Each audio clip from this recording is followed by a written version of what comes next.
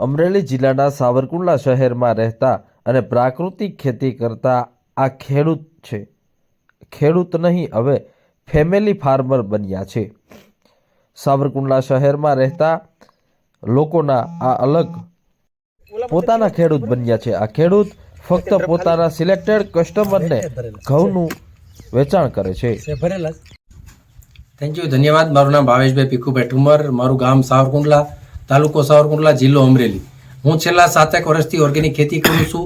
ચોમાસાની અંદર કપાસનું વાવેતર કરું છું અને અત્યારે શિયાળુ પાકમાં મોસ્ટલી ઘઉં જ વાવું છું.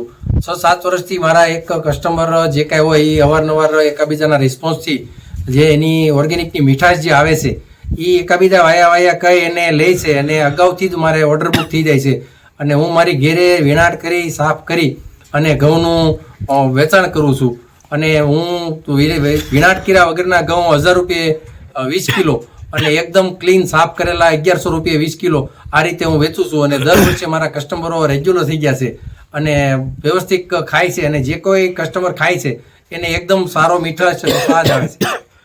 એક વીઘે કેટલું ઉત્પાદન આવે છે અને શું ખર્ચ થાય?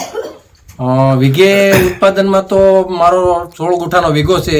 અમરેલી જિલ્લાનો પણ સાવરકુંડલા તાલુકાનો નાનો વીઘો કહેવાય. એટલે 16 ગુઠાના વીઘામાં 28 થી 30 મણ જેટલો ઉતારો આવે છે.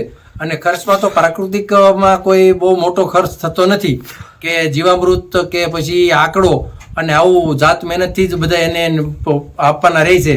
અને વાવેતરનો એનો જે ખર્ચો થાય છે અધર કોઈ ખર્ચો થતો નથી. ડ્રીપથી વાવેતર. અને હું પહેલેથી જ ઓર્ગેનિક કરું છું. એ પહેલાથી જ મારી પાસે ડ્રીપ છે અને ખેતી માટે ડ્રીપ એક બહુ બેસ્ટ ઉપાય છે. તો દરેક ખેડૂતો ડ્રીપ અપનાવે.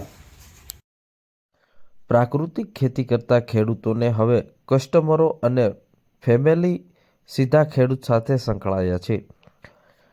આ ખેડૂત છેલ્લા 7 વર્ષથી પ્રાકૃતિક ખેતી કરે છે, જેમાં ખાસ કરીને શિયાળામાં ઘઉંની સિઝન આવે એટલે વાવેતર થયું હોય એ સમયે જ ખેડૂતને ઘઉંના ઓર્ડર મળે છે.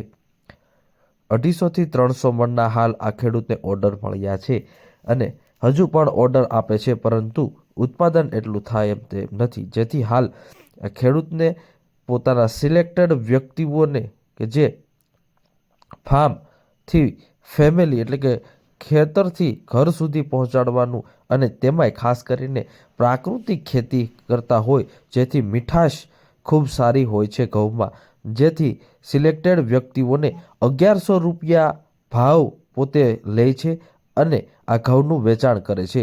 અન્ય ખેડૂતો આ રીતે જો પ્રાકૃતિક ખેતી કરી અને ફેમિલી પરિવાર જેમ દરેક કસ્ટમરને સાચવે, દરેક વ્યક્તિઓને સાચવે તો આજે ખેડૂતને પણ હજારો રૂપિયા ભાવ જે ખુલ્લી બજાર કરતાં, માર્કેટિંગ યાર્ડ કરતાં ડાયરેક્ટ ખેતરથી વ્યક્તિઓના ઘર સુધી પહોંચાડવામાં મળી રહે છે.